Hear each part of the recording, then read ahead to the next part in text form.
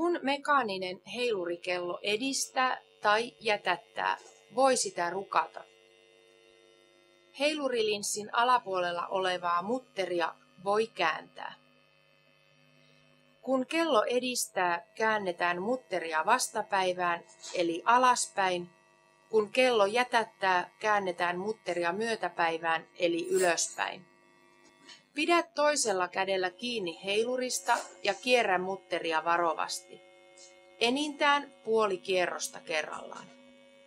Mutterin kiertämisen oikea määrä selviää ainoastaan seuraamalla kellon käyntiä. Jos tämä ei auta, ota yhteyttä kelloliikkeeseen.